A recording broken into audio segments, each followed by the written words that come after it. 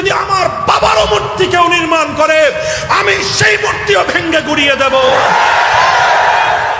আর আমরা বঙ্গবন্ধুর বিরুদ্ধে নই, আমরা বঙ্গবন্ধুর মূর্তির বিরুদ্ধে।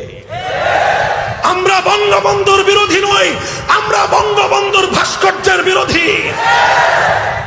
এখানে শাক দিয়ে মাছ ঢাকার অপচেষ্টা করবেন না, শাক দিয়ে মাছ ঢাকবার পায়তারা করবেন না। কথা বলবেন পরিষ্কার ভাষায় বলেন।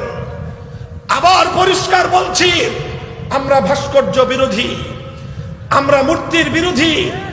সেই মূর্তি যদি বঙ্গবন্ধুর হয় সেই মূর্তির বিরোধীও আমরা।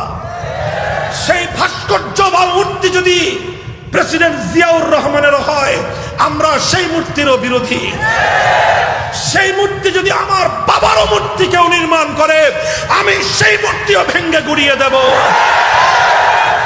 আমার নবী মুহাম্মদ আরবি সাল্লাল্লাহু আলাইহি ওয়াসাল্লাম যেদিন মক্কা বিজয় করলেন, বাইতুল্লাহর ভিতর থেকে 360টা মূর্তি অপসারণ করেছিলেন। এই 360 মূর্তির মধ্যে আল্লাহর নবীর পূর্বপুরুষ হযরত ইব্রাহিম আলাইহিস সালাতু ওয়াস সালাম এবং ইসমাঈল আলাইহিস সালামের মূর্তি ছিল। নবীজি সেই দুটি মূর্তিকে বের করে